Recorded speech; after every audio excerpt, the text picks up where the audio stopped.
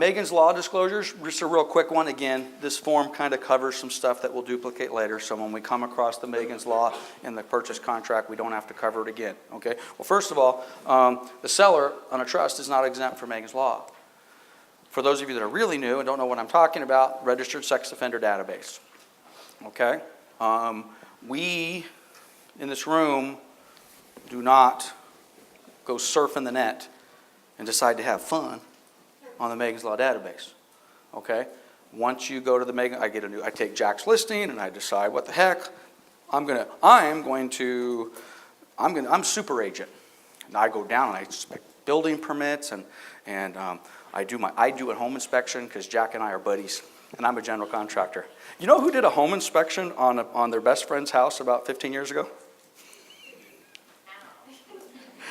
I'm crawling underneath this house.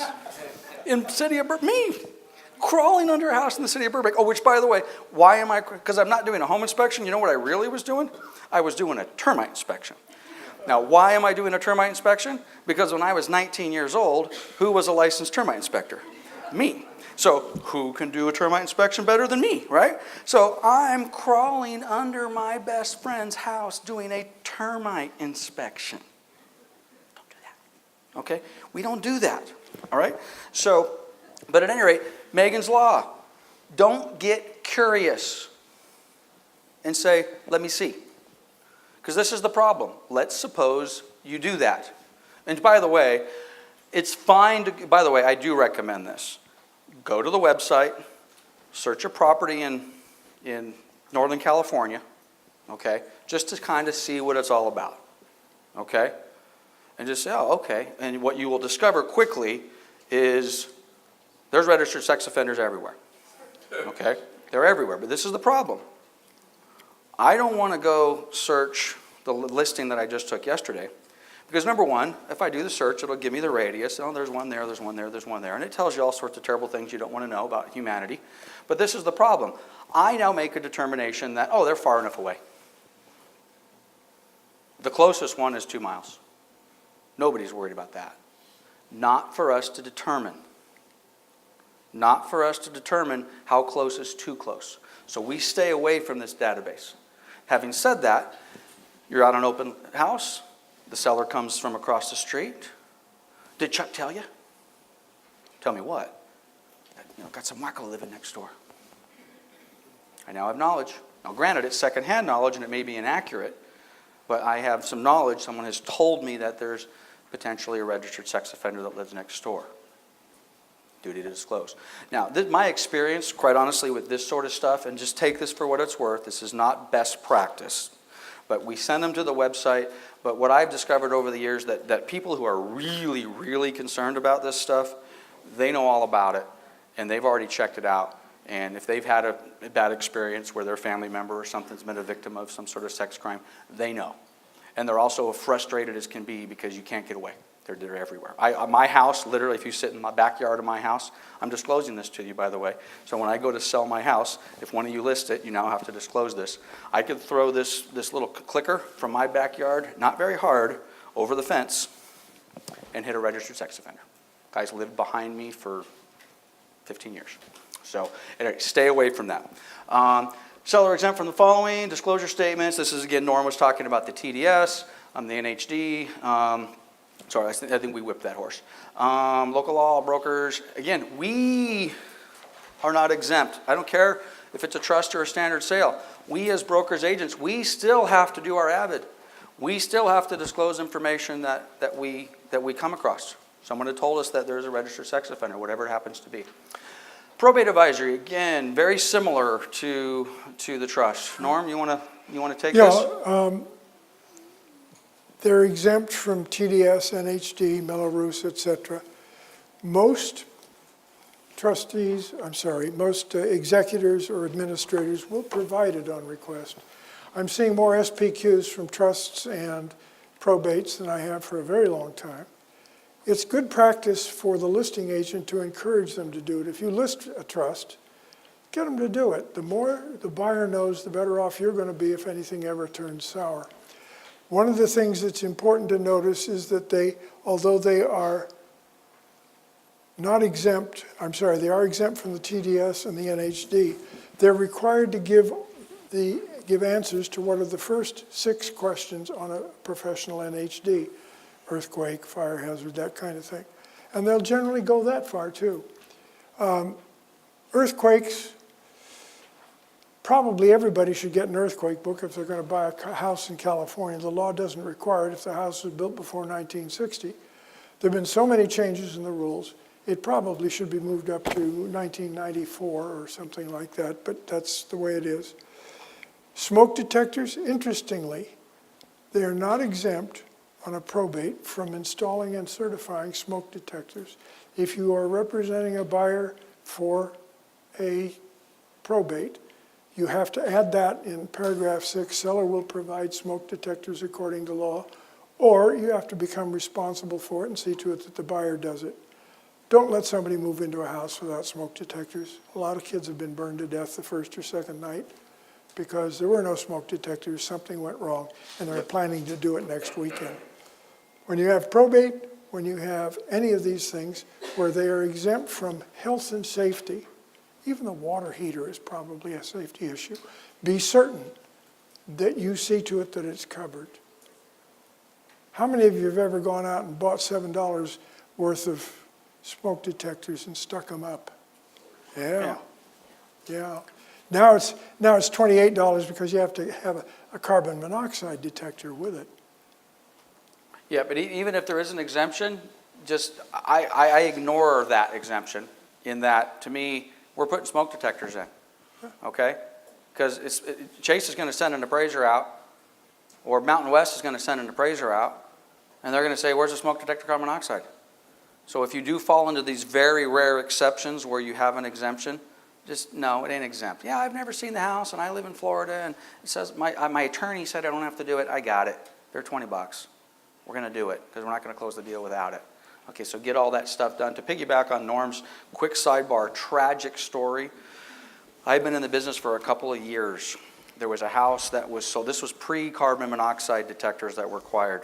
Okay, agent sells a house. Okay, that weekend, new family moves in. They put their kids in the bonus room. A cold evening, heater gets on. Carbon monoxide kills like 3 of their kids. Okay. Again, this was prior to the rules where we had to have that. I don't even think at that time they had carbon monoxide detectors that I could be aware of. But at the same time, of course, everybody gets sued. That transaction had just closed escrow. On that particular case, which we kind of thought was unrelated, there was no smoke detectors, there was no water heater strapping. Kind of had nothing to do with what happened to these kids, but everybody gets sued. Everybody gets sued. So don't ever put yourself in the situation where, and this could happen all the time. This would happen a lot on some of the foreclosures and stuff we sold. The buyer comes in, and they don't care if the water heater's strapped. They don't care if the smoke detectors are done, because the day escrow closes, they're going to come in, they're going to gut that thing. That's just, you're wasting your time, you're wasting your money. I don't care. We're going to waste our seller's time. We're going to waste our seller's money. We're putting these smoke detectors, carbon monoxide, water heater strapping, we're putting them in. I don't care if the buyer, which by the way, it's unwaivable. You know, buyer can't waive smoke detectors, right? Can't waive TDS and you can't waive NHD. Okay. All right. So at any rate, we're covering a little bit of ground. Oh, actually, I do want to go back really quickly. Somebody came to me the other day and said the earthquake guide. If we don't have stacks of earthquake guides in every office, sales managers, we need to get them, and we need to put them in an area where we can grab them. Okay? Yes. The whole guides in zip forms? Whole guides in zip forms? Yes? Okay, we don't want stacks of paper in the office then. Forget everything I just said. Okay, listen to Rebecca. They're in zip forms. Use them. I didn't know that. How long have they been there? Don't tell me they've been there for like 5 years. They just came yesterday. Thank you, Paul. Appreciate it. Okay.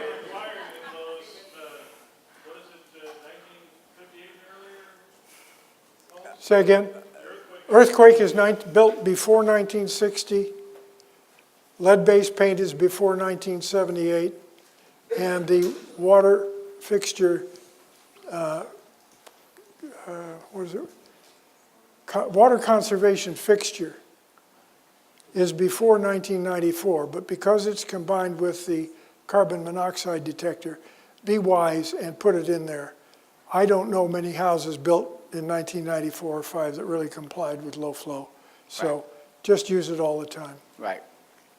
Okay, and to just reinforce my ignorance, the entire booklet is in zip forms. Wow. There you go. Okay, use it. Okay, again, continuing with the probate advisory, very similar to the trust advisory. You've got the same stuff on here, what they are not exempt from. Not going to go through it one by one. Other considerations, death. If the property is being sold under the authority of a probate code because of the death of the owner, blah, blah, blah. If buyer has concerns about the manner, location, details, so on and so forth. Buyer should direct any specific question to the executor or the administrator. In a lot of probates and trust-related sales, someone died.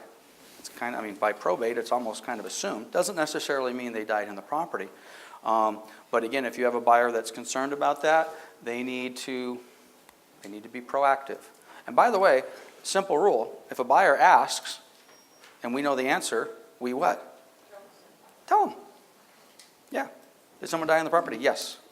We've had a little relief on that. You probably remember now that there are 11 questions on the front page of the SPQ. A trust or a probate is required to do what's called an exempt seller disclosure. And the first question, both on the SPQ and on the exempt seller disclosure, is, did somebody die within the property in the last 3 years? Those of us who go back to one-page listing agreements often had to ask that question because the law came along quite a while ago. You had to disclose, and you kind of shuffle your feet when the little old lady is sitting there and the other chair is on the other side of the fireplace, and you say, did anybody die here recently? It's pretty awkward. Now they have to answer it, and they're advised in the seller advisory that you should read to them before they sign the listing agreement, that they must make that disclosure. Here's another place where it says the buyer may ask, but the buyer should already know because that disclosure should have been made. Yep. And there's a section, for those of you that are thinking, wait a minute, we have to disclose within the 3 years, but if the manner of death is from HIV virus, we don't disclose that, right? That goes back to the early 80s when everyone was, not that we're not concerned today, but we were a little more concerned about AIDS and all the rest of that sort of stuff. If the buyer asks you what the manner of the death is, you do disclose, irrespective of what happened. You know, passed away in her sleep, it was very peaceful, or something else, okay? So if they're specifically asking the manner, we need to disclose that. Except for AIDS. No, even if they ask, okay? If they're not asking, we don't volunteer. If they ask, and we know, we say yes. There's a time limit on a probate? Well, I believe it's still. 3 years. Yeah, still the 3 years. Still the 3 3 years. years. They don't make any distinction. 3 years, and they mean 3 years. They don't mean 2 years and 364 days. There's case law on that. Yep. And we just had this come up, and again, this is a 20-minute discussion, so I'm going to keep it to 30 seconds, which is a little unfair on this topic, but there was a case recently in one of our offices where the manner of death was pretty graphic. It was more than 3 years. And the duty to disclose, see our legal cases, it's very simple. If it's more than 3 years, we'll deal with it. But this was like, kind of like this was stuff like what's in the newspaper kind of a stuff. I'm very nervous about that. Very, very, very nervous about a buyer coming back after the fact. It's, oh my God. Because again, use this scenario with, you insert particular situation here. A buyer moves in, it's one of the most exciting days of their life. It's Saturday afternoon, they got their family there, they got the moving truck, they're moving in, and that neighbor comes over with the pie. And it's the same thing. Did Marty tell you? Did Marty tell me what? Okay. Now, we might have all sorts of case law and sort of protections and all the rest of that sort of stuff. I get really nervous about that type of stuff. You know, the following thing happened and we kind of hid behind, it was more than 3 years, we don't have to disclose. Very, very uncomfortable situation to be in. So if you run into those, you come run into Norm and I, and we may have a little different conversation about how we handle. And again, I've got 3 or 4 examples, but we'll leave them alone. Okay, REO Advisory. Thank God we don't have a whole heck of a lot of REOs out there to deal with, but in the event, We've got another REO. This is kind of funny because everybody knows that once you write an offer on an REO and it gets accepted, they kind of throw all this nonsense out. The seller's not going to sign your REO advisory. Seller's going to replace it with their 300-page addendum and all the rest of that sort of stuff. Having said that, there's good information here certainly for the buyer to understand what's the exempt, what's not exempt. And again, if this looks very similar to the probate advisory and the trust advisory, it is. A little bit of distinction here and there. What they are not exempt from: hazards, smoke detectors, water heater, lead-based paint, carbon monoxide. There's certainly no material facts seller is obligated to disclose. We already talked about it, okay? They're not necessarily within this impenetrable cloak that they don't have to do anything. That's not true, okay? So there is a lot of disclosures that are required by the banks. Again, we're going to save tax withholding for when we get to the FERPTA, so Norm will comment on that in a little bit. We already talked about Megan's Law, same exact deal. Seller may be exempt from certain disclosures. TDS, NHD, okay? They're exempt from, let's just take the TDS for example. You still will be required to fill out an AVID, okay? If the seller is exempt, that's fine, but I still want to see AVIDs from you folks. And of course, we still have an obligation to inspect and do our diligent visual inspection, REO or otherwise. Seller may be obligated to disclose, comply with paragraph 1, other exemptions. Melrose related stuff, I'm not going to get too deep into that. A little bit of minutia there, but you guys can go through that yourself. Other obligations applicable to REO properties: selection of title and escrow. Okay, generally speaking, it doesn't matter whether you're a bank or not. A lot of banks sit back and say, you must use, Land America title and you must use our escrow. Not true. They dictate it that way, but not true. Selection of services can be negotiated. They don't like it, put all sorts of restrictions on you, but that can be done. Amendments to the contract: just be prepared for tons and tons and tons of amendments. Let me rephrase that. Be prepared for one gigantic addendum, okay? Do not be prepared for tons and tons and tons of amendments, because they don't like to amend it once they've done it, all right? And we're going to talk a little bit more about that later. But certainly, if you've never done an REO property, I don't want to misrepresent that there's no foreclosures out there. There's actually, interestingly, a lot of these reverse mortgages that we've been putting on properties for the last 15 or 20 years, those actually are starting to show up more and more, not to mention just the regular foreclosures through the course of events, but you're seeing a lot more reverse mortgage foreclosures out there. So I have an agent in Marina Valley who just did a transaction on one, got a copy of the standard, frankly, Fannie Mae addendum, and they wigged out. If you've never seen them, they can be a little scary. They're very one-sided. Very, very one-sided, and of course on the side of the seller. So be prepared for that. Just kind of a comment as it relates to additional, and again, I quickly took back the comment I made about you'll see a lot of addendums. Let me give you a little tip when you're dealing with banks on foreclosure. Is that me making that noise? Oh, it's next door, okay. I'll give you a little tip on, and frankly, this is a tip that we should have across the board. Certainly applies to working with banks on foreclosures. Get your paperwork correct the first time, okay? I'll give you one example. Know your client's name. This is not Marty Rodriguez. This is Martin, middle name? Duran Rodriguez. Junior, senior, the third? Junior. I didn't know that. Okay? So does he use his middle name? Does he not use his middle name? Is he a junior? Is he a senior? Is he Marty? Is he Martin? Okay, are you Julie? Are you Julia? You know, if I write a contract, let's suppose I think I got it right, Martin Rodriguez. And then he comes to me after the fact and says, oh, I'm a junior. That's easy to amend, right? No. The paperwork's easy. You try to amend that on a foreclosure, you might as well have just changed the price by $100,000. They don't like amendments. They don't like changing things. So do your paperwork. And by the way, it's a good rule across the board. You know, let's not write stuff that we know we're going to have to amend it once we get into escrow. Let's know our client's name, for God's sakes. And maybe a few other things that might be important.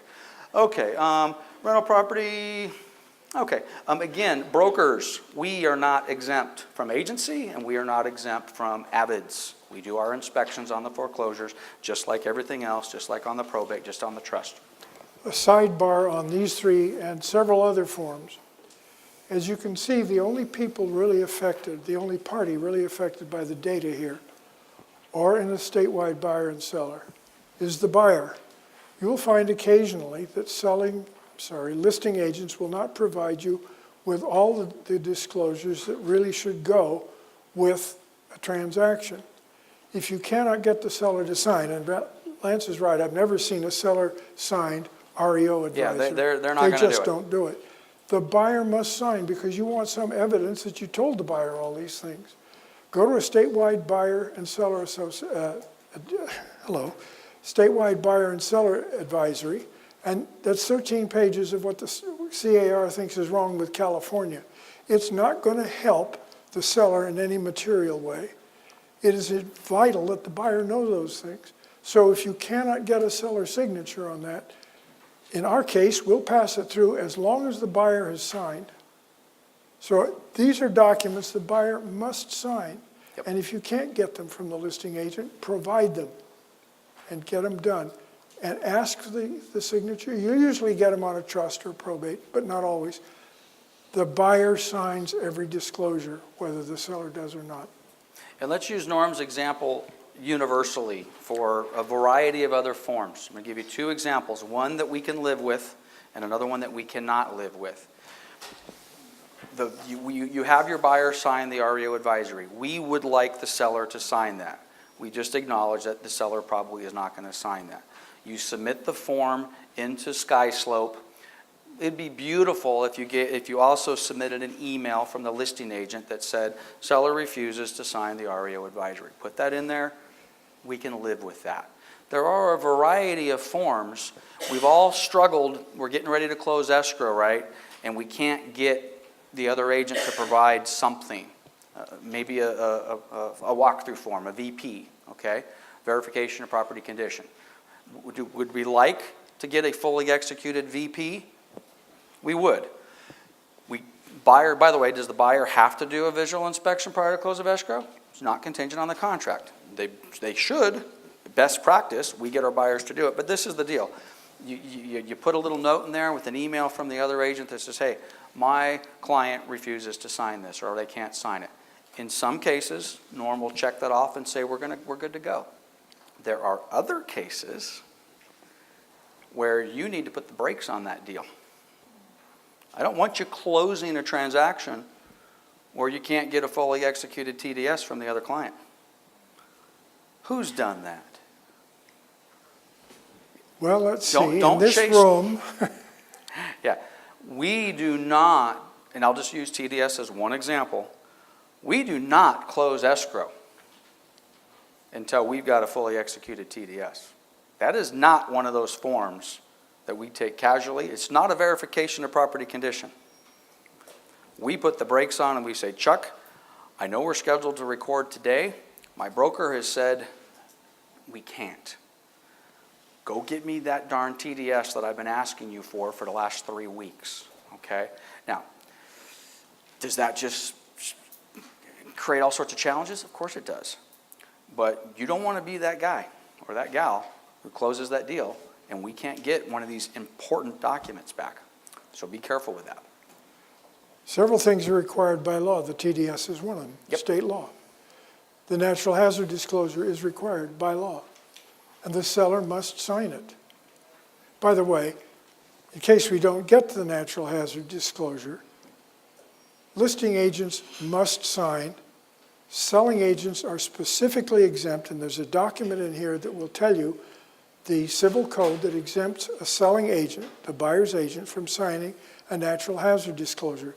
Don't do it if you represent the buyer. Yep. I don't care what an ill-informed broker or an escrow officer who came over on the Mayflower wants you to do, don't do it.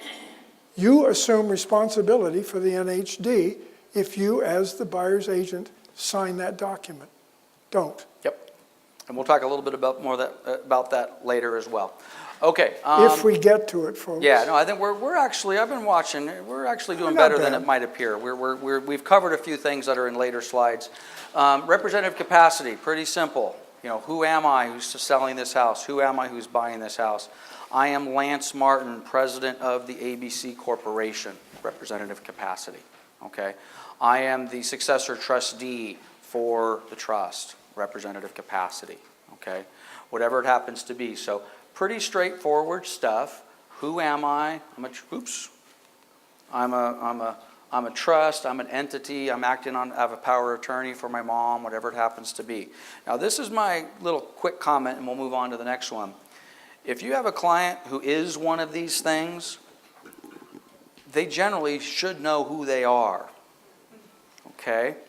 So in other words, if I come to Chuck and say, hey, I'm a big shot investor and I'm going to buy properties and I'm going to pay cash and I'm with the ABC Corporation, then I should know and I should have all my paperwork that says this is the name of my corporation and this shows that I am the authorized signer for my corporation and this is my name and this is how I work. So if you run into these folks and they don't seem to know who they are in the form of the representative capacity, I would be cautious. Okay. Now, if you have somebody who's the successor trustee or the trustee for mom and dad's estate, a little bit different deal. It can be very confusing. They've never done it before. They may not really sure, kind of what's the form and how am I supposed to sign my name and when they put my name in the trust, did they use my full middle? Did they use what's your middle name again? Duran. Did they use my name Duran or did they use my middle initial? Those things are important. Okay, so that's where we need to kind of help them out. But very straightforward form. Use it. Required. Must be done. Short sale advisory, in many ways similar to the REO advisory, but obviously this is pre-REO. So we're basically telling the group, buyers and sellers, what does this mean? Okay, if you're out today representing a buyer or seller for that matter, it's pretty important that you are able to explain to them what this process is all about. We do a whole 2-hour class on short sales all by themselves. So we're obviously not going to get that deep into it, but you need to be able to talk to the client. What does exactly a short sale mean? What are the alternatives? Loan modification, foreclosures, deed in lieu of foreclosure, all that fun stuff. Sidebar. Yep. This is not law. This is not commissioner's regulations. This is not CAR saying to do it. It's the appellate court in California said everybody on either side of a transaction that is short pay is entitled to see this, and must sign for it. It arose out of a case where a great deal of consternation was created by an agent who didn't mention that a $1.9 million sale didn't cover all of the transaction cost and liquidate about $500,000. It went all the way to the appellate court. That is a court document. Don't try and get around it. The case has already been decided. If you are not familiar with short sale, that first paragraph is one of the best descriptions in thumbnail size of how it works. If you've done short sale, read the rest of it. Yeah, Most of you have never done it. Well, and it's important that they know there are alternatives to doing a short sale. And we might think that a short sale is better than a foreclosure or maybe one of these other things, depending upon their specific situation and their tax situation, and a foreclosure may actually be better for them than doing a short sale. I am not a fan of loan modifications. I don't know if anybody in here did a loan modification 4, 5, 6, 7, 8 years ago, but I got to tell you, if you did, I'm sorry. In my opinion, you would have been better off letting the damn thing go to foreclosure, repairing your credit, getting your life back together, and then buying that house. There are people out there today with loan modifications that are still upside down. Now, granted, they tried to do the right thing. They wanted to do their obligations. I don't want to get into the moral side of it. But at any rate, to Norm's point is everybody needs to know what the alternatives are to doing a short sale. And by the way, bankruptcy isn't really a solution to a short sale. It's a delay of a short sale. But at any rate, short sale advisory, lender agreement to the short sale. Basically, of course, if you're doing a short sale, the seller's lender is highly involved and has to approve the whole process and all the rest of that sort of stuff. Does the seller potentially have some continuing liability to the debt? It's very possible. You do a short sale. Chase says, hey, you owed us $400,000, but we're going to accept $300,000. There's a $100,000 deficiency. Is there potentially a liability for a deficiency? It used to be yes, and then there was some statute that said no, and then those statutes expired, and then they got extended, and all the rest of that sort of stuff. Get a good tax advisor for There your you go. seller. You So, just got to do it. Talk to your tax folks, okay? Let them know if there's any continued liability. Again, we've got a little bit of stuff on foreclosures, a little bit of stuff on how does it impact junior liens. Again, we do a 2-hour class on this, guys. Not time to get in a whole lot of depth on this. Having said that, we're videoing this course. We have who's been to our YouTube channel? I am asking you to raise your hand. Okay, for those of you that haven't raised your hand, our YouTube channel is pretty good. Matter of fact, I would put our YouTube channel from a standpoint of content up against any other real estate company that I know of. We have a lot of content, training. This video will be up on our YouTube channel in a couple of days. We have, I think right now, somewhere close to 40 different videos. Yes, a few of them are 2 years old or 3 years old, but the content in many cases hasn't changed. There's a 2-hour video on how to process a short sale properly. There's videos on almost everything, not almost everything we do. So at any rate, I'm not going to spend a whole lot more time on the short sale aspect. Again, are there some tax consequences? Of course they are. As with anything we're doing, seek professional advice if you're doing a short sale. Potential improprieties. Be careful for potential improprieties. You know, don't let the buyer and seller get together and say, hey, outside of escrow, give me $5,000 and I'll leave the stove. That's not proper. That's defrauding the lender. Okay? Hey, you know, I'll leave my lawnmower for you if you give me $15,000. That's not proper, outside of escrow. Okay? So be very, very careful with that. Disclose. No real estate licensee can collect upfront fees or advance fee without first having entertained, blah, blah, blah, blah. Be careful with advance fees, so on. Straw buyers. I'm going to do a short sale. I'm going to sell it to Jack's sister. She's going to buy it. Jack gets to stay in the house. Can you do that? Straw buyer, improprieties, no. You're defrauding the lender. So be very, very careful with that. Did that happen a lot? Yeah. Is it wrong? Yes. Do you want to use your license over something like that? No. Never want to lose your license over one deal. It ain't worth it. Or at least be in the wrath of BRE. Buyer considerations. Lots of things to consider when you're doing a short sale. Pass through that. Broker's role. We have a huge role. Make no mistake about it. If you want to expand the role of a realtor in a transaction, do short sales. Okay? Lots and lots of stuff to keep your eyes on. Lots of opportunities to have disappointed clients. They're fun. Okay? All right. So be careful on the short sales. Short sale addendum kind of goes hand in hand with the advisory.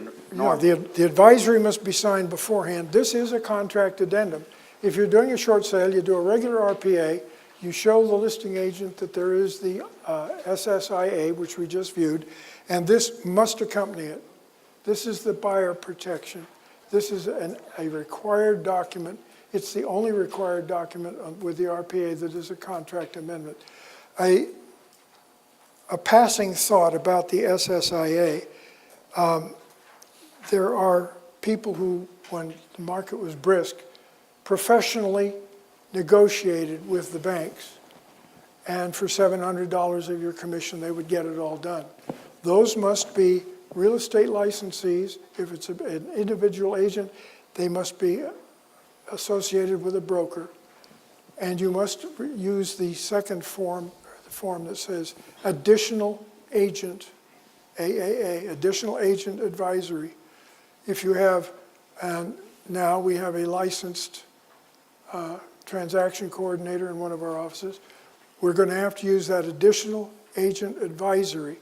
Interestingly, if you have an unlicensed person as a TC, you don't have to disclose that. If you have a licensee who presumably knows more, you have to disclose.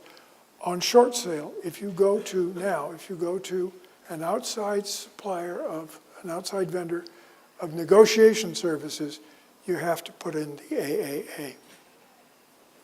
Yep. Along the lines real quick on short sales, and then I'm going to blow past this almost entire addendum. Who's in a short sale in the last few years? And we have a lot of newer agents. Okay, we got a few of you. Okay, I'm going to make the following statement of fact. 95% of all of the delays associated with that short sale was not because of the lender. It was because of you, okay? And or your client, okay? Short sales are a different animal, okay? You've got to be on it. You've got to be prepared to do that. It takes a lot of homework. Whether you use a third-party person to help you or not is something to be discussed, but just be aware, short sales are an area of pain, okay? Not saying don't do them, but they are an area of pain. So we got the approval process, time periods, buyer's deposit check. Again, I'm going to go a little quicker. So take a look at your short sale addendum.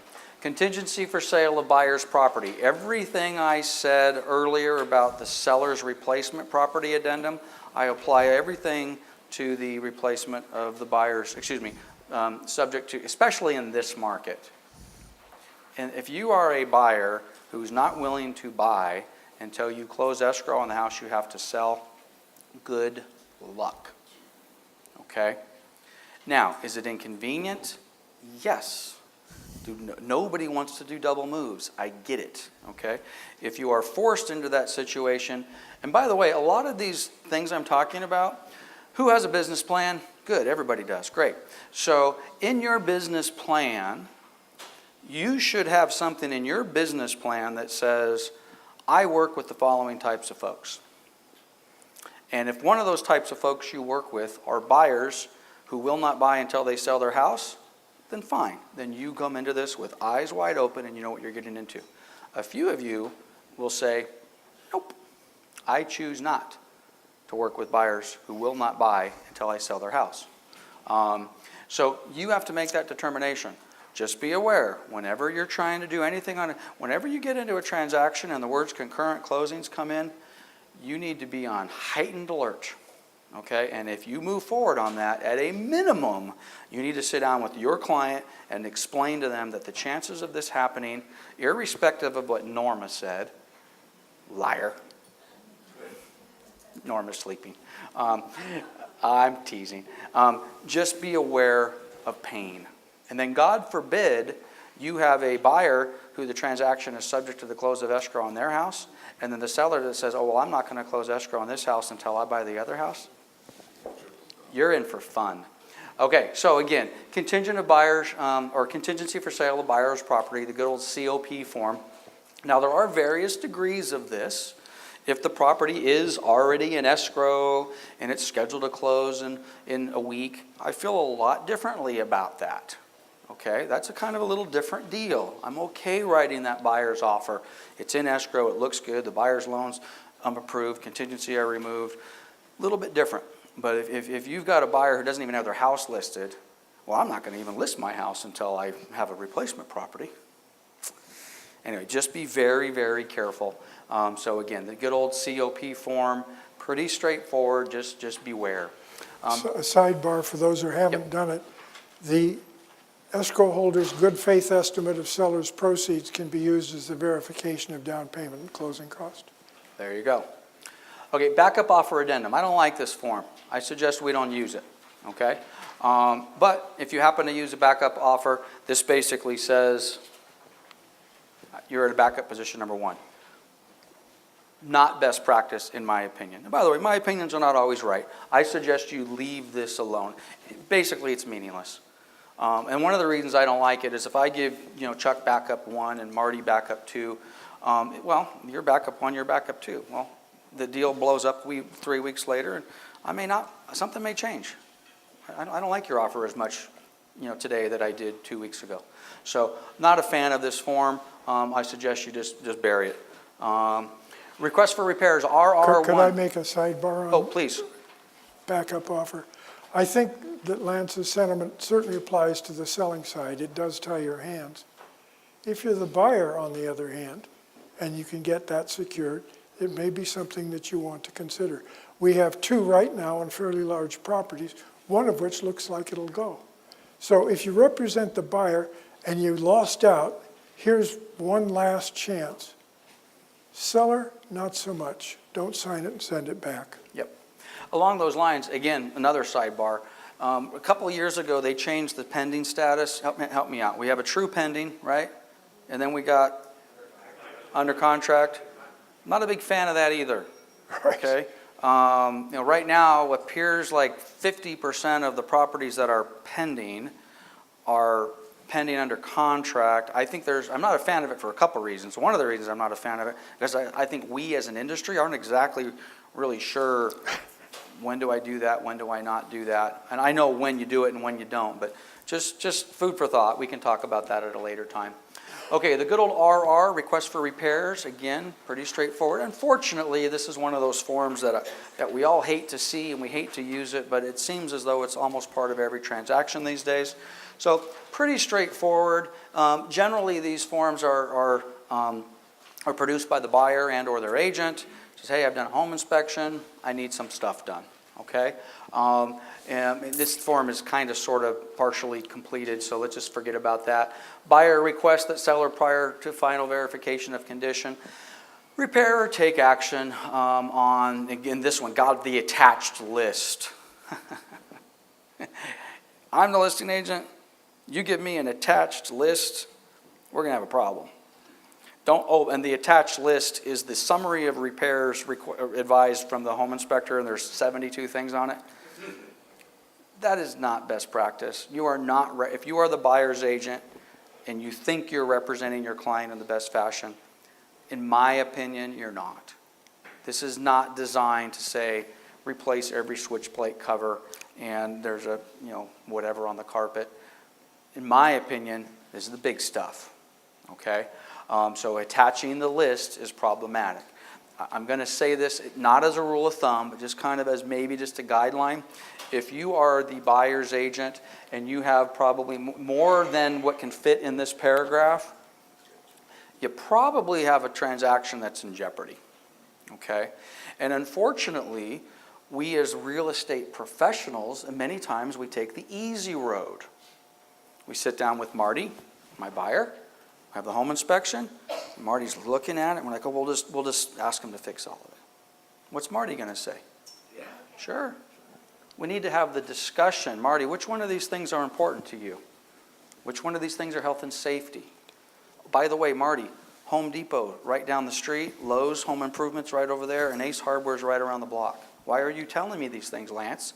Welcome to home ownership. You own a house, you're there often. Okay, so just be careful with the list. Let's just, for argument's sake, say we have one item on here.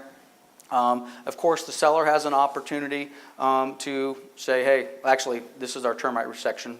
I don't want to get too deep into this. Two different pieces of a termite report. Section 1, current infestation, termites, wood-destroying organisms. Section 2, something that could lead to a problem. There's not termites today. There's not fungus today. But if you don't fix the slow drip on the hose bib, that could lead to a problem with the deck. No problem with the deck today, so you have section 1, section 2, you put that in there. Buyer requests seller to credit money. Honestly, I like this. I'm a fan of that. I generally, and we'll talk about this more so when we get into the contract, asking sellers to replace carpet, to repaint things, roofs, whatever it happens to be, you're generally, I think, asking for trouble. In some cases, you have no choice. These things have to be done. Maybe it's an FHA deal. It's got to be done prior to close of escrow. But if you can avoid it, and you can basically just put this in the form of money. Money's easy, okay? Money is green. Carpet, beige carpet is not beige, okay? We thought it was beige. We thought it was FHA base grade. It's a little darker. It's a little lighter. The installers did a beautiful job, but there's a seam that you can see if the sun comes in just perfect. Buyer comes in and says, I don't like this seam here. Redo the carpet. Okay? Be careful negotiating repairs if you can avoid it. If you can, put it in the form of a dollar amount.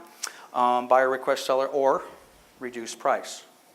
Now again, all of these options can potentially create other pressure points in the transaction. So if our lenders back there are listening, they're like, oh, credit for repairs. Oh, there's a problem with the roof. Oh, there's this. Well, that works its way over to the hand of an underwriter, and an underwriter may not care that you've negotiated a $5,000 credit, or the underwriter may not care that you've agreed to reduce the price by $5,000. They see that there's something that's been called out on the roof, and what do they want? They want it fixed, or they want it certified. So just be aware that, give this some thought, and by the way, what are we doing here? We're renegotiating the contract, right? Because in most cases, the seller didn't agree to do these things at purchase, and if they did agree to them at the purchase contract, we wouldn't need a request for repair, because the seller already agreed to do it. So again, most of this stuff arises out of a home inspection or some sort of additional information that the buyer finds. Seller's response. Seller can basically do the following. Seller agrees, pretty simple. Oh, by the way, but we also want the buyer to remove the contingency. Buyer, remove the contingencies identified, Seller does not agree, seller responds to buyer's request, form RRR. So you have a bunch of options. And then there's the fourth option, which is what? Dead silence. Silence. In the contract, which we'll get to here at 6:30 this evening, there's an option in the contract which basically says the seller is under no obligation to even reply. I don't like that. Don't be that listing agent. Give the buyers and their agent a response, irrespective of what that may be. Keeping in mind, unless the contract states otherwise, seller's under no obligation to do any of these things. Okay? So ultimately, you could end up in a cancellation situation. The RRRRRR. So this is our response to the request for repair. And in this particular option, we chose to do the credit for $2,200. Before you do this, and we're going to talk about this a lot, we have two lenders in the back of the room. Before you do this, and everybody agrees to it, you'd better talk to Matt. You'd better talk to Paul, whoever's doing your loan. Don't go to all the trouble of negotiating one of these only to find out that it works its way over to the lender, and the lender says, seller's already giving the buyer more money than they can. They can't give him another $2,200. Or my previous example, this has to be fixed. So you need to have a good, solid team member for your loan officer to save yourself some time, headache. And by the way, you go to all this trouble finally negotiating this, and then you get it over to the lender, and 3 days later, a week later, the lender says you can't do it. It makes you look like an idiot. Okay? You really, in the eyes of your client, you look like somebody who really doesn't know what they're doing. John. Lance, you mentioned this term a few times, negotiating this, and I hear it all the time with my agent, so I'm just sending this form over.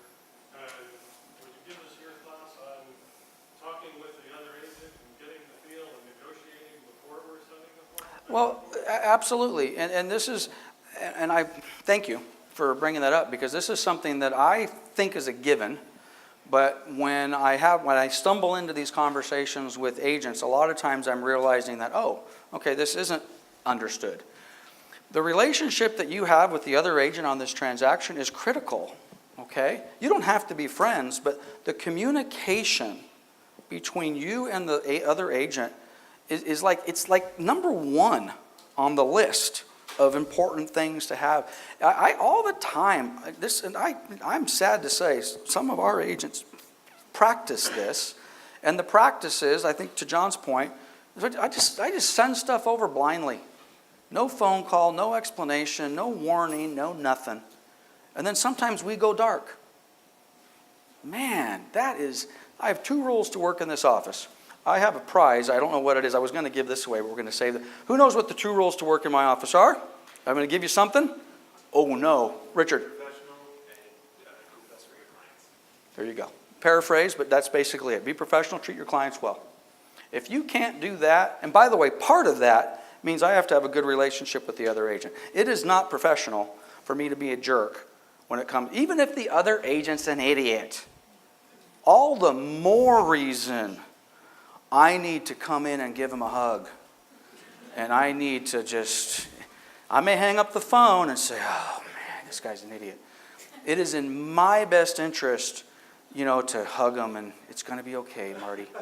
We're going to get through this together, okay? But I think to John's point is, very rarely, if ever, should you just send something over blindly. Okay. Hey, Edgar, right? Edgar, buyer did the home inspection, got a few items. These are really concerns to him. We've got 6 or 7 items on here. I just wanted to give you a heads up. Want to let you know what's coming. Okay, give me a call if you have any questions or if you have time.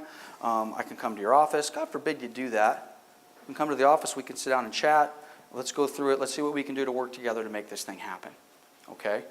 And then the reverse is true on the listing agent side. When you do get one of these, don't email back, this is nonsense. We told you the property's as is when we accepted the contract. Now you sent me over 75 items. F you. That's what you're thinking. That's not what you say. Hey, Chuck, I just got your email. I was a little surprised to see the 75 item on the addendum. Is it safe to assume, and by the way, sometimes I ask questions that they shouldn't answer, but people answer them anyway. Is it safe to assume that we might be able to proceed without doing all 75 of these? Oh yeah, I just kind of met with the client. We weren't really sure, and we'd send everything over. Okay, cool. So we don't have 75 items that we can work with. Idiot, don't say that outside. Okay, can you help me out here a little bit? Can you identify based upon what I can see, there's 3 of them that seem to be important. And based upon my past experience with my clients, these tend to be the 3 things that we would need to address. Are we kind of on the same page? Okay, this is sales business, guys. And number 1 in sales is communication. Don't go dark. Okay? And if you're one of those agents that go dark, shame on you. And don't play games either. Okay? I've played games before. I'm smarter than you. And I'm going to prove it to you. Generally, you know who that ends up costing money? Me. Made me feel good for about a day. And then I realized me trying to show the other agent that I'm smarter than them, and I know but nothing worse than having an agent start telling you how things are going to get done. I've been doing this for 30 years. I've done 2,000 transactions. Not a way to start a conversation, folks. And relationships, super, super important. Okay, so we got our request for repair.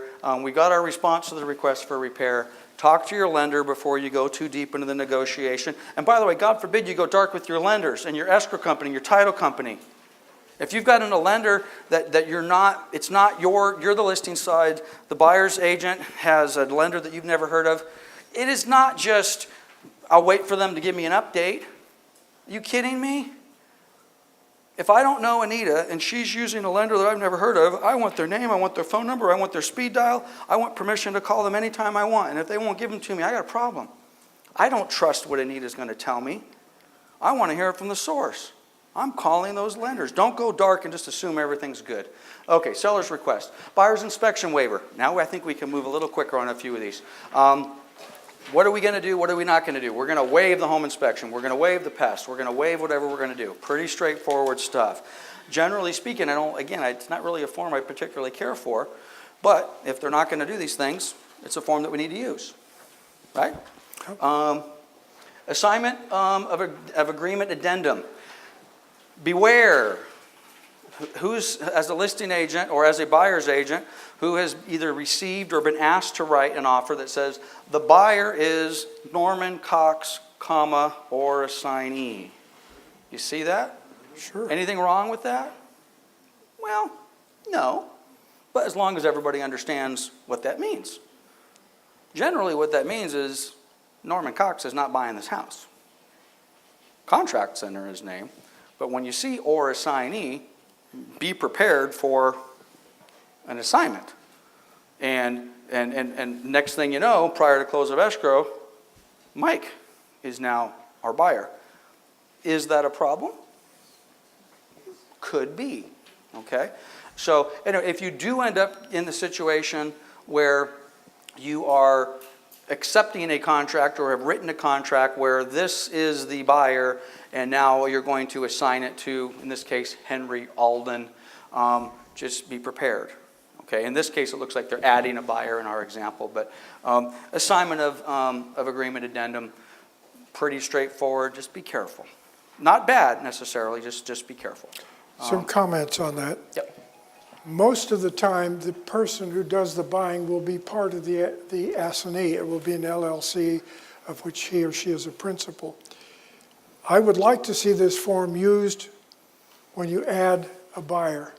And the reason is, one line on an ADM that says Jenny Jones is now a buyer doesn't include all the gobbledygook that says the assignee has been provided with all of the documents, will go through and initial and sign.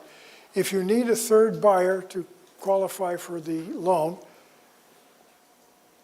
assignee acknowledges buyer has already provided assignee all of the transactions, et cetera, et cetera. Number 2. When you have to put the third buyer on there, use this form. You can assign a half, all, anything onto it. Yeah, Marty? One quick question. What is the, I can see the advantage in some ways, but normally you're gonna have, let's say you're gonna add a third buyer. Why not put the third buyer initially instead of later?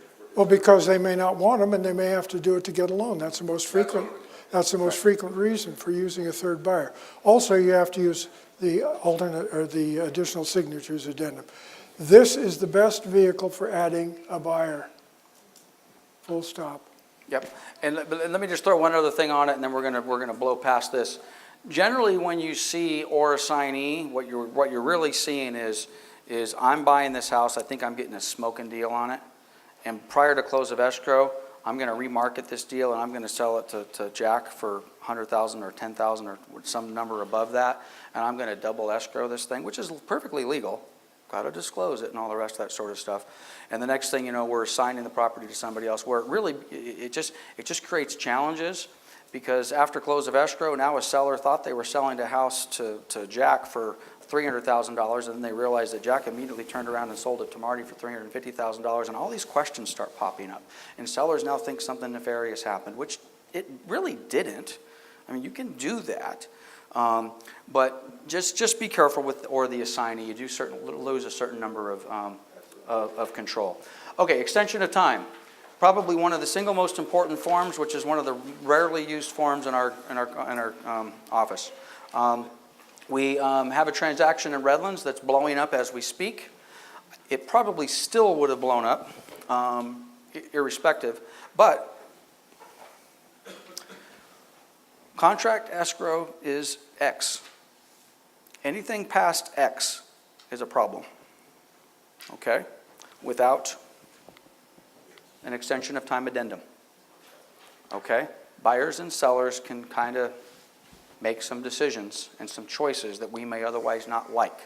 Our example in Redlands is we have an escrow that's almost a month overdue.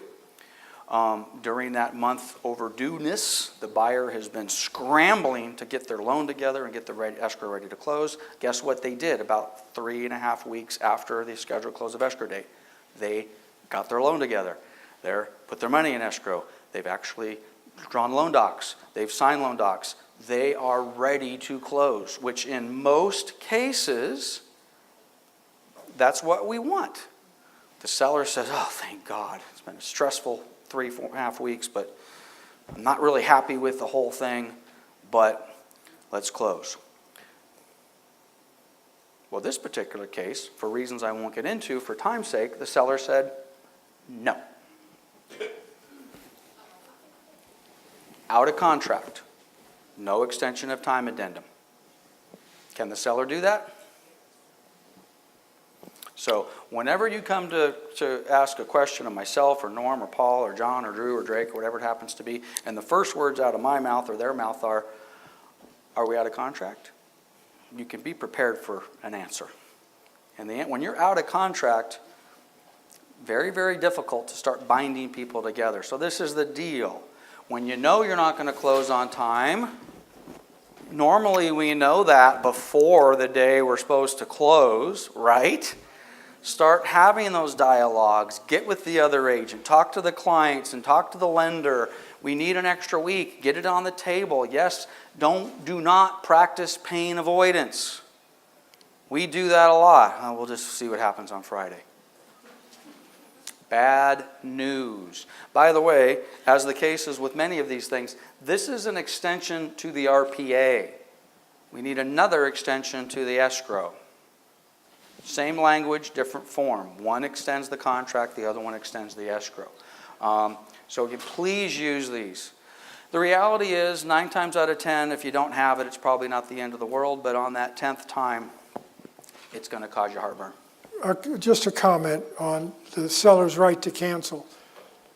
Probably this far out, the seller can make a case that he does not have to provide specific performance. There's an old doctrine called implied consent, which I would think the seller might have given here, and substantial compliance. You didn't tell me, you didn't send me a demand to close escrow. You didn't send me a notice to perform before the escrow closed. And I took that as your consent to continue looking for a loan. I now have that loan. I am in substantial compliance. That doctrine has not been applied to the RPA, because when the RPA was new in 2000, we changed from a literally centuries-old doctrine of silence deems approval to silence deems disapproval. If you pass a time point and nothing has happened, either party may assume that something's wrong. In general, you give a notice to perform because you want the thing to go through. I would guess that the seller would be on much stronger ground if the buyer doesn't want to make a fuss out of it, if they'd issued a demand to close escrow, because the contract calls for it. But with that lapse of time, it will become an appellate case as to whether implied consent and substantial compliance occurred. If you're on the other side of it, don't wait 30 days. Either demand an extension of time or serve a demand to close escrow. Yep. The seller is somewhat hanging out there. The buyer will probably not spend the money for specific performance, although we have had one case in the last year. You have duties as a listing agent to see that this thing is proceeding properly and that the extension of time occurs. And remember, when you do an RPA, that you have timetables for various conditions. An RPA is 3 days, 2 days. A demand to close escrow is 3, but it can be extended. If the listing and selling agent were really talking to one another, the listing agent might have got a request, please give me a 12-day notice to perform. The seller then has automatically extended the thing for 12 days. That wouldn't have been enough in this case, but it is an extension. It's unilateral, and the buyer would be foolish not to take advantage of it. When you get in a situation like this, don't just say nothing can be done. Pick up the phone. He's there, I'm there, Paul's there, John is there. There are ways that you can work this to try and keep it alive. There's an awful lot that we just cannot go into, but this is important because we've just lost business, or we have an unhappy client. Yep. There are all kinds of things that are going on there that we might have done differently if we just talked about it. Yeah, and contrary to some, I get this occasionally from agents, and whenever I hear this, I'm like, ugh, I'm not doing a good job communicating. Right. Because I never want any of you guys to feel when you come to us that we will not do everything we possibly can to salvage the deal, okay? I'm a sales guy. We get paid on closed escrows. We will do everything we possibly can to save a deal, but we also have to deal within the realm of reality and what we can and cannot do. So if you're ever feeling that, oh my God, it sounds like all Lance wants to do is kill this deal, please, number one, let me know that so I can say that's not my intent. My intent is let's make sure we're crossing the T's. Let's make sure we're crossing the I's. Let's make sure we're communicating because we all want to save these deals. Let's start using these a little bit more often, which then brings me to contingency removal. Another form we need to start using more often, okay? When you get to the specified contingency, whatever it is, I'm not going to get specific, but within the contract, if it says this contingency should be removed within this specific period of time, as the listing agent primarily, God forbid you do this proactively as the buyer's agent, but prepare the form and remove the appropriate contingency, or at least request Anita, where it's on day 17, your contingency for the following should be up today. Is your client, and I'm calling Anita, by the way. Nothing wrong with texting people, nothing wrong with sending an email. Matter of fact, it's great to make the phone call, follow it up with something in writing. But I'm calling Anita. How we doing? Maybe I get a positive response. Great. Would you please prepare a CR, check the appropriate box, and get it over to me? Don't have to check all the boxes, or maybe she does, depending upon where we are. If not, at least I know I'm proactive. They're not prepared to remove contingencies for the following reason. I can then go to my seller and say, okay, this is where we are. Have the painful conversation now, okay? Not after contingency should have been removed 30 days earlier. Now the seller's pissed off. They want to cancel. They want the buyer's earnest money deposit. They want all these damages. They want everything. And the buyer hasn't even removed contingencies yet. And then I get to say, hey, Marty, I know you want all that, but we can't do any of that. Why? Well, because the buyer hasn't removed contingencies. Marty says, why? My answer is, because I haven't been doing my job. Richard, professional, treat our clients well. Neither one of those fall under the professional or treating my clients well category. You never want to be in a situation when you're looking at any of your clients, your buyer, your seller, and they're basically questioning you about contractual items on the contract, and we haven't done the little triggers to deal with those. And one of those triggers is a CR. Yep. Should we do a good practice, do it as we go? I mean, Yes, Yeah, absolutely. as you go. Yeah. And by the way, most Go of you ahead. guys don't do that. Yeah. The reason for, there are two reasons for doing that. One is it gets rid of it. The other is if you, and you'll notice you can number as many as you want. You can send 6 or 7. Yep. Every one that you send is a token of good faith and having paid attention. And when you come down to the end and you need more time, and it's going to be for Loan, loan and appraisal. appraisal. Look, we've removed all the contingencies. We need 4 more days or 6 more days. I'm going to mark this and I'm going to send you an extension of time addendum. Or if you would make it easier with your seller, give me a notice to perform or cancel, but give me 7 days. What's that done? It's extended the time period 7 days. It works. Yep, We make it work all the time. yep. Talking about calling, I beg you, when you call me, don't say I'm sorry to call you. You know, it's like putting lipstick on a pig. It doesn't make the pig any prettier, and it doesn't make me feel any better. I appreciate the fact that you appreciate I answer the phone, but don't apologize for asking me to do my job. I expect you to do yours. You have the right to expect me to do mine. And mine is principally compliance and deal doctoring. And I do know a lot of the answers. Don't apologize for asking me to do my job. End of the commercial, by the way. Absolutely. Well, and that applies to all of us, whether it's me or Norm or Paul or John or Drew or Drake or whatever. That is. Can I remove my loan contingency with conditional lender approval? Well, this is the deal. Yeah, you can, but this just came up in Redlands, I think, yesterday. Did Chase leave? Both of our lenders left. What an opportunity for them to jump in and make themselves valuable, and they're gone. Okay, this is the deal. If you're on my team and you're with ABC Mortgage Company, I don't want you to give me a conditional loan approval. I don't want a conditional loan approval. Conditional loan approvals are crap. Lenders issue conditional loan approvals because they're trying to pacify you for a day, a week, or whatever it happens to be. So for the newer folks in the room, you can get hey, your loan's approved. Great. When are we drawing loan docs? Oh, we have a few prior to doc conditions. Okay. Oh, great. We got docs. We're released for docs. These are terms that if you haven't heard before, you will. Great. Docs were signed yesterday. When are we going to fund? Oh, we got a couple prior to funding conditions. Now, depending upon what those are, they could be something stupid and silly, just an easy form that they need to get from escrow, or not.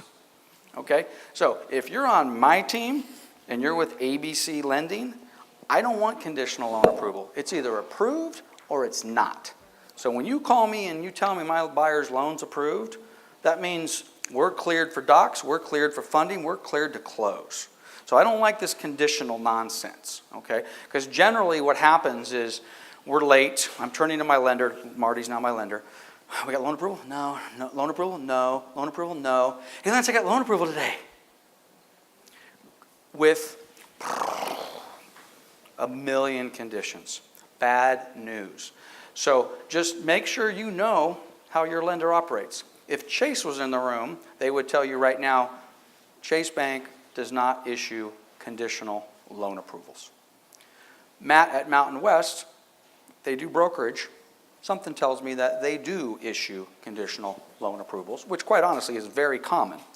It's very, very common for lenders to issue conditional loan approvals. So can you conditionally, partially release? I suppose you could, but I don't see how that works, especially on a loan approval. Okay, contingency removal. Okay, notice of buyer to perform, as like the notice of seller to perform. Another form that's very underutilized. Something has come to the date on the contract. It has not been executed. In this case, the buyer has not done what they're supposed to do. This form needs to be prepared. Remove the contingencies. Put in the earnest money deposit. Do what you said you were going to do. Number one, step one of a paper trail, but also potentially step one of setting up the paper trail to cancel an escrow. Having said that, this is another one of those where personally, I'm not going to send you Aaron, I'm not going to send you a notice to perform without calling you first. Because I might have the following conversation. I might have the conversation that says, hey Aaron, I want to give you a heads up. I'm going to send you a notice to perform here in an hour. Don't freak out. We don't want to cancel. I don't want to play hardball. I'm not trying to be a jerk. I'm just documenting my file. I'm being professional. I'm taking care of my client just to make sure we got everything covered. So don't freak out, but we need to communicate about it. And if there is a problem with your ability to have your buyer perform on this issue, let's talk about it now. Check your email in about 20 minutes. I'm going to send you over the form. I do the same thing with the demand to close, and I do the same thing with the cancellation. You may not be able to perform. I'm skipping ahead, but you may not be able to perform on this. We don't go silent, but you're struggling. Can't remove what I want you to do. Aaron, I hate to do this, buddy. I want to get this thing closed just like you do. I'm sending you over a demand to close. Okay? We do not want to cancel this transaction. I'm being professional. I'm taking care of my client. I'm wallpapering my file in preparation for a possible problem. So make those phone calls in advance. I think you'd be shocked on how well it tends to grease the skids. So again, notice to buyer to perform. Do your thing. In this particular one, we said we got the sale of buyer's property. It's time for you to remove that contingency. Get it sold. Be done with it. Check the box. Apply it accordingly. One thing I would point out, if you have that conversation that Lance just described as the listing agent, say, hey, look, I would normally give you 4 days.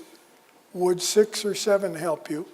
And if so, and you think there's a good chance, and you have been communicating, you have an extension of 7 days instead of 4.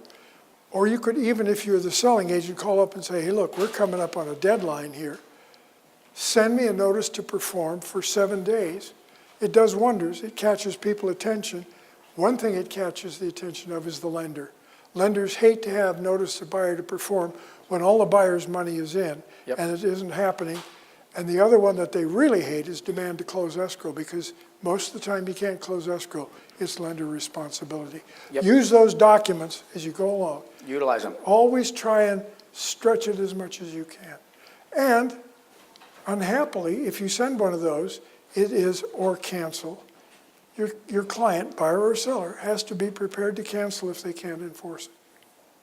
Yep. Okay, just, is lunch ready? Okay, we're going to go till 12 o'clock sharp. We're going to break. We'll let you guys go get lunch, and then we're going to keep going until 12. Try to bust out as much more of this as we can. And when we do break for lunch, we'll break at 12. We'll start yapping at 12:15. So ready or not, just eat through lunch, and we'll keep going. Okay, so again, use the buyer to perform. Use the seller to perform. This is not a one-way street. Sellers aren't doing something they're supposed to be doing. Then go ahead and send the notice to seller to perform. Same exact thing. Keep your file clean. Use them. We don't see them nearly enough. After you've sent the buyer or seller their notice to perform and they haven't performed, you can go ahead and then go to the demand to close. Okay? However, you cannot send a demand to close more than how many 3 days? days. Than 3 days prior to close of escrow. So what's the date today? The 17th, 15th? It doesn't matter. Today's Tuesday.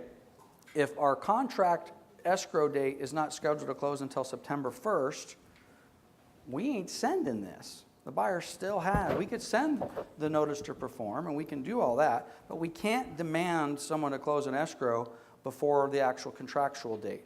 And per the RPA, we can't send it more than 3 days prior to the actual contract close of escrow date. Now the reality is most of us don't do this. Most of the time these forms get sent well after the contractual close of escrow date. But this is the deal. You can't send this until you send the notice to perform first. And then next up, I thought next up was going to be the cancellation, I think, which is probably coming up there somewhere. Can't send the cancellation form without sending this one. Okay? So again, your demand to close. FHA VA mandatory clause. Again, if you're obviously doing an FHA or a VA deal, this is just basic. This is a duplicate of a form that escrow generally prepares. Buyers and sellers basically say, this is the price, no outside agreements. We haven't decided, we're not doing anything that's not been disclosed. Again, you'll also get probably an identical form directly, not only from the escrow, generally with the loan paperwork coming directly from the lender, they have your client sign this as well.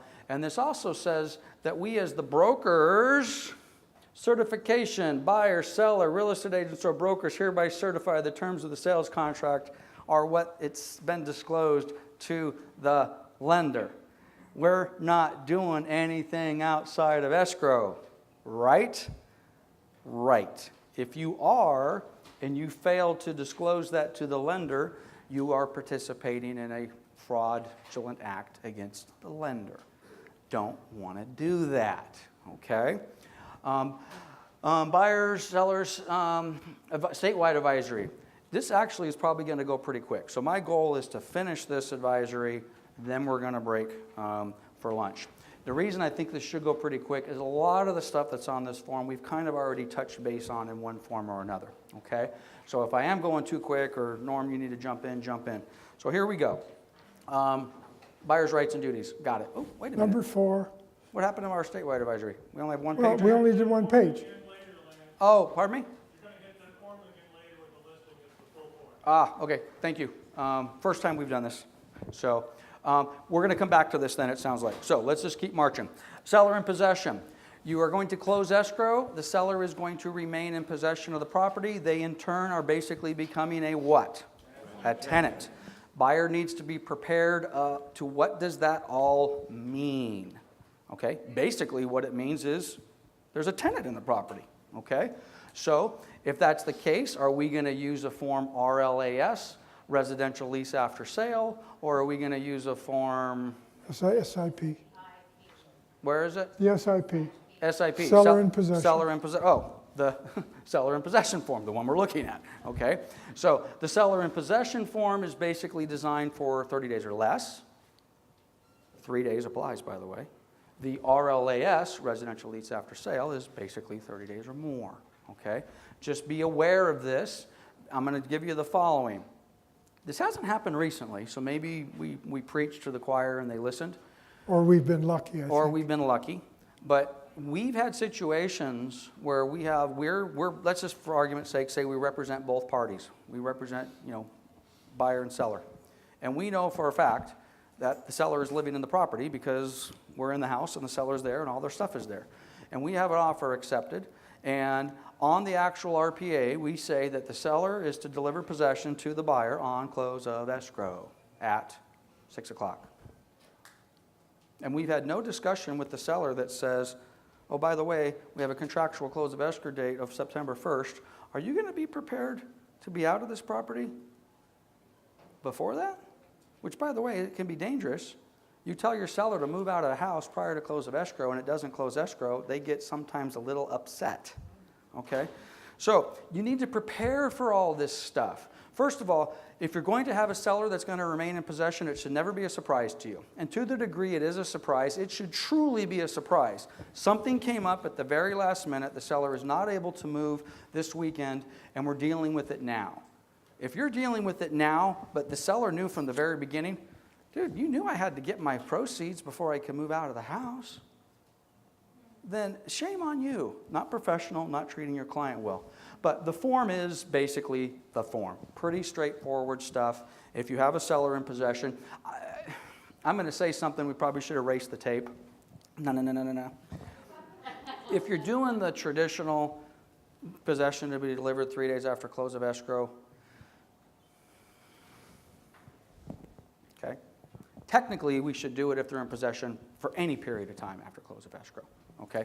I'm generally advising if they're going to stay anything more than 3 days. Norm's going to say, no, Lance, anything, 3 days, still use the form. Anything more than 3 days, I want an SIP. Certainly anything more than 30 days, get the RLAS, okay? And then, of course, oops, what are they going to pay? Are they paying something for that? Let's get that figured out early. It's another negotiation, not the type of negotiation you want to have when you're trying to close escrow. Continuing seller in possession, you want to be scared? Okay, well, here's a million reasons why these things are terrible. What are they going to do to the property? What happens if there's a fire? What about insurance? Who pays for utilities? Just a million things. Your buyer is now a tenant, or excuse me, your buyer is now a landlord. The seller is now a tenant. Okay, that's where I wanted to stop. Okay. Back up to that one for just a minute. Let Norm give you a thought, then we're going to break for lunch. Okay. My son and I disagree on this issue. We do. And he's correct. So forget everything I just said, so go ahead. I think that you set your buyer up in an untenable position if you do not have this. Notice it's now called not seller in possession, but a license. And a license can be revoked at once if it is violated. The old rule was that this was a lease for 3 days or a rental for 3 days. It was better than just checking the box and saying 3 days, because the court said that really did create a tenancy at will, and the seller could have to undergo the eviction process. The old SIP, when it was in place, gave some courts what they felt was leeway to say, no, these aren't tenants, they don't have tenants' rights, they are trespassers. About half the courts would do it and half would not. This says when that license expires, the court has the right to evict instantly. That's not in the language there, but that's the reason it is written as a license. I think if they're going to stay past 6 o'clock on the day of close of escrow and you represent the buyer, you really should have this for the buyer's protection. Yep, and let me put a bow on this and then we're going to take a break. As long as you're communicating with your buyers and sellers, generally you can work past all this. This is the part that absolutely drives me nuts. This has happened at least 3 times in the last 12 months, where I'm getting calls from our agents, and the call goes something like this. Lance, the police are out at the property. That's your fault. If the police are out at the property, I don't care what comes after that. That's your fault. You have done something wrong in the communication department that the buyers felt it was necessary to call the police. Has anybody ever had that happen? That's a tough one. Use these forms, get it in writing. Okay, so this is going to, and by the way, I think we're doing pretty good from a time standpoint. And frankly, this material can be a little dry, so I want to thank you guys for keeping the yawns to a minimum.